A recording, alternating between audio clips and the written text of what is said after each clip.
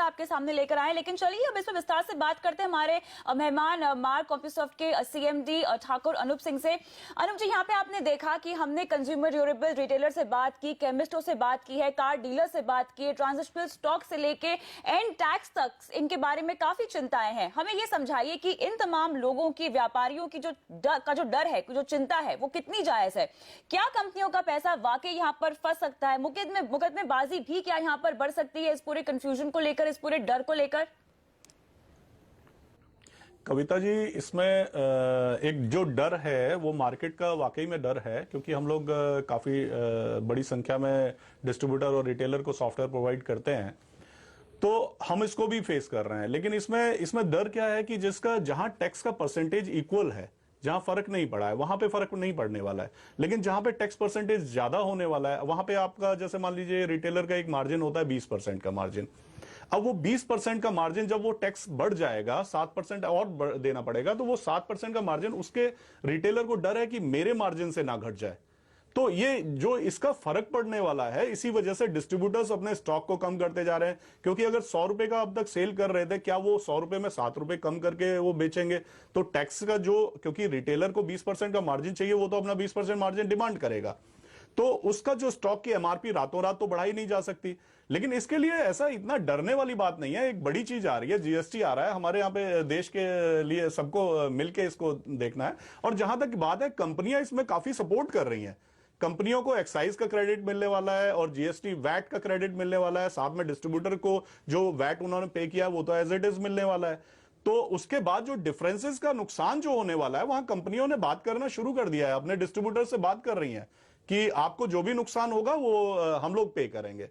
तो ऐसा इतना डरने वाली बात नहीं है, इसका सोल्यूशन निकल जाएगा। एब्सोल्युटली। और सोल्यूशन पे ही मैं लक्ष्मण जी, आप हमें ये समझाइए कि आखिर सरकार ने इसको लेकर क्या तैयारी की है? इस डर से, इस चिंता से तो सरकार भी वाकिफ होगी। सरकार ने क्या रास्ता निकाला है इसे हल करने का?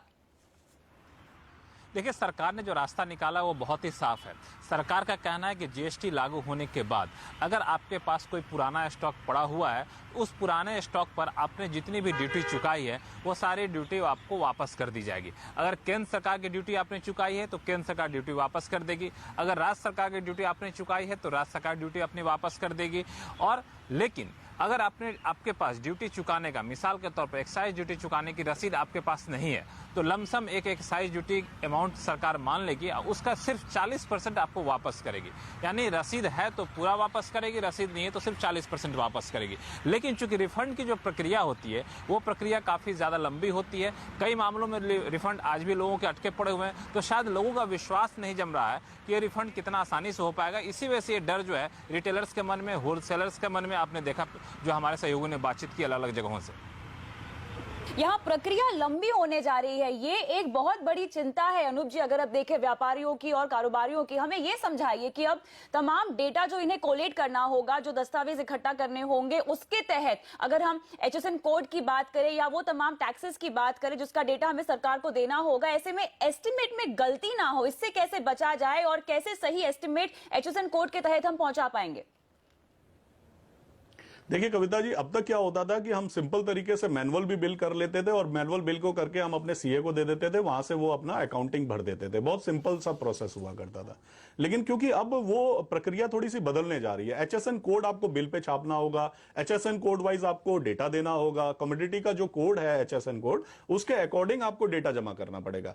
तो जो वैट की रिटर्न्स भरी जाएंगी, जीएसटी की रिटर्न्स भरी जाएंगी, वो थोड़ी सी पहले से प्रक्रिया चेंज होने जा रही है, जिसकी वजह से आज की डेट में कंप्यूटराइजेशन बढ़ जाएगा। मतलब आप बिना कंप्यूटर के ये करना संभव नहीं हो पाएगा। तो इसके लिए आपको एक अच्छे सॉफ्टवेयर बहुत आसानी से इसको कर सकते हैं। ऐसा कोई मतलब इसमें कोई बहुत परेशान होने वाली बात नहीं है। HSN code wise bill printing आ जाएंगी, आपके HSN code wise automatically returns आ जाएंगी। बहुत सिंपल तरीके से जीएसटीएन ने रिटर्न्स डेवलप किए हैं, बहुत अच्छा है, बहुत अच्छी तरीके से इसको कवर किया जा सकता है। लेकिन अनूप जी, जहां तक मैं अभी मेरे जी बोलिए। जी, मेरे साथी ने जो मेरे को आपको बताया, जो एक्साइज के ऊपर एक्साइज का रिफंड मिलेगा, तो हाँ, अगर कंपनियां भी वो उस रिफंड का जो उनको बेनिफिट हो रहा है उसको अगर डिस्ट्रीब्यूटर्स को पास कर दें, तो मुझे लगता नहीं है कि डिस्ट्रीब्यूटर भी स्टॉक रखने में कहीं पे कोई घबराहट होगी उनको। लेकिन यहाँ पर जब हमने बात की है व्यापारियों से, खासतौर से कंज्यूमर ड्यूरेबल रिटेल से हमने बात की, तो एक डर जो बहुत साफ तौर से सामने आया है अनूप जी, वो है ट्रांजिशनल स्टॉक्स को लेकर जो चिंता सामने आई है। यहाँ पर जब तक जीएसटी लागू होगा तब तक क्या हम प्रोडक्ट्स की किल्लत, सामान की किल्लत बाजार में होती हुई देखेंगे?